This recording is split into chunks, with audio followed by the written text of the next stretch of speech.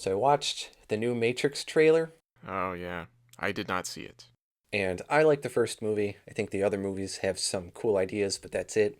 And this trailer came out, and I said, I'm going to try and predict what's going to happen in this movie. So I have three theories. They get more and more weird as we go. Okay, go ahead. One, it's a lame, lazy cash grab. The machines grabbed Neo and Trinity at the end of the third movie, plugged them back in, and hit the reset button. And things are a little bit different because it's a seventh iteration. But because Neo and Trinity are from the sixth iteration, it conflicts with the current one and is causing problems, allowing Neo to basically redo the first movie and run into the same characters all over again. And the Hugo Weaving Agent Smith will show up in the last 10 seconds of the movie. Welcome back. We missed you. 2. The Matrix is old.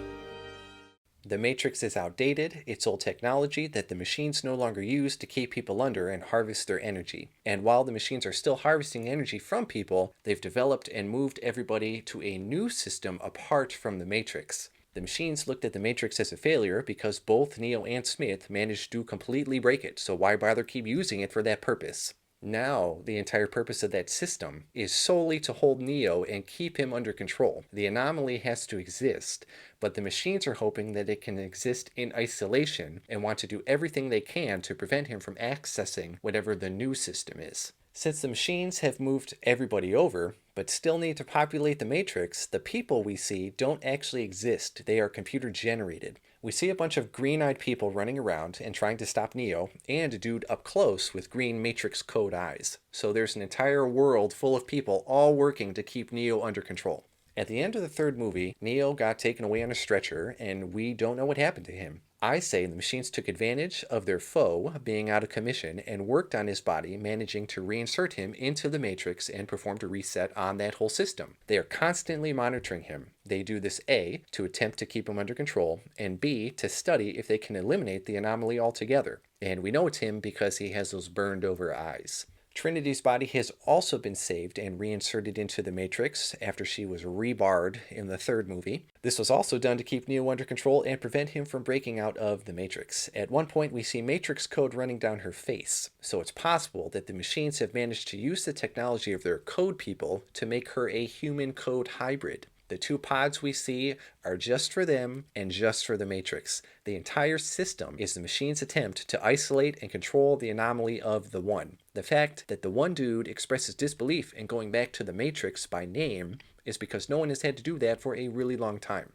At one point, we see Trinity do this weird yell thing and blurry copies bend out of her, some of which are not Carrie-Anne Moss. And we see Neo at one point turn into an old man in a mirror. And it's possible that the machines are further attempting to control both of them by doing some sort of forced normalization and imprinting them somehow onto two other people, whether they're aware of it or not, and whether they're real people or code people. Sati, the little girl from the original trilogy, has grown up and has been waiting to reveal to Neo what has happened since she's in the Matrix too and she's a program, and it's possible that the original Oracle passed her power down and Sati is now the Oracle herself. In the original trilogy, her father smuggled her out as she was not intended to exist and had no purpose, which means she's free to shake things up like the Oracle does. And she's working with people from the new system and bringing them into the Matrix to rescue Neo. We see people smashing through barriers into different Matrix code-looking locations, so it's possible that some sort of backdoor has been discovered connecting the Matrix to this new system, and the machines are desperately trying to eliminate both it and those with the knowledge of it.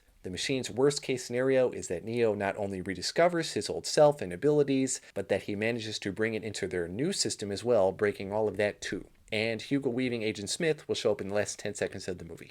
Welcome back.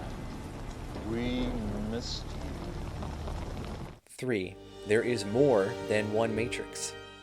The Neo we see in the trailer is not the Neo we think it is. It is a separate Matrix that runs along a parallel course. And that's why there are new actors for Morpheus and potentially other characters, because it's essentially a parallel track. There's a lot of blue hues, tones, and tints in the trailer, which some people are attributing to the blue pill effect, but I'm going in a different direction. The first Matrix had a lot of green hues, tones, and tints, and the Matrix code was green. I'm going to say that because there's so much blue here, the code is going to turn out to be blue, and they're in a blue Matrix. Neo and Trinity don't know each other because they have not had any fun adventures in this Matrix. The green Matrix, Neo, and Trinity, since they have broken their version, have discovered these other versions and are actively working to free them, which is why we see the green code at all in the trailer. It's them attempting to bridge the two matrices, and they realize their best chance is to first free all versions of themselves. That's why we see the green code on Trinity's face. It's her and Neo's green versions attempting to free their blue counterparts from their confines. In the blue system, we see people are constantly glued to their in-matrix technology. The machines figured it's easier to keep these people plugged in if we basically introduce the outer element within the system itself. Because the green matrix has been freed, and because Neo has access to the source code,